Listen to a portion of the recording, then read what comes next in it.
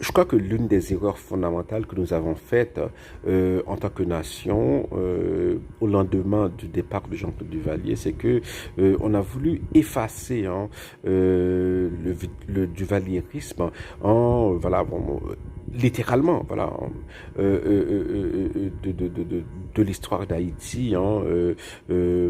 On n'en parlait plus. Voilà, on parlait de Duvalier, c'était presque tabou. Je me rappelle lorsqu'on parlait de Papadoc, lorsque j'étais enfant, voilà, tout ce qui avait, tout ce qui faisait référence au drapeau noir et rouge, etc., tout cela, voilà, tout ça faisait peur. J'étais enfant, j'avais 7 ans, j'avais 6 ans. Et maintenant, je me dis, mais c'est la mauvaise façon de s'y prendre pour rebâtir un pays, parce qu'il faut comprendre pourquoi Duvalier s'est retrouvé dans une situation où il était obligé de bâtir voilà, un État policier. Premièrement, deuxièmement, il faut comprendre pourquoi sous Jean-Claude, on avait beaucoup de touristes. Dans les années 70, il y avait plus de touristes en Haïti que comme de Nickel.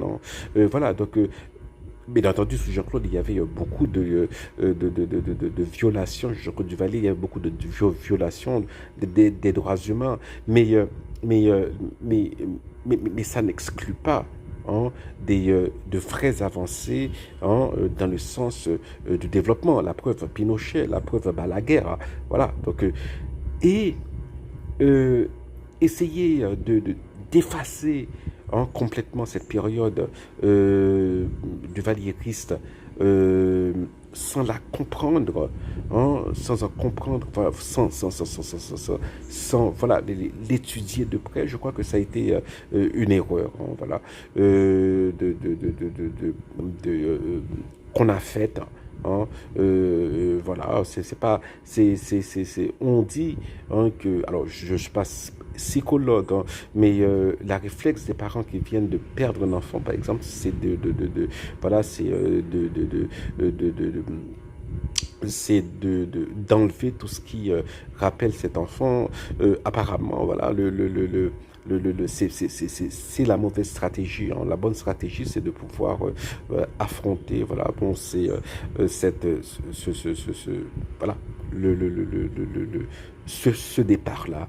Voilà, et je pense que c'est l'une des erreurs philosophiques qu'on a faites et qui explique en partie voilà tous les ratages voilà des années 80, 90, 2000, 2010 voilà jusqu'à ce que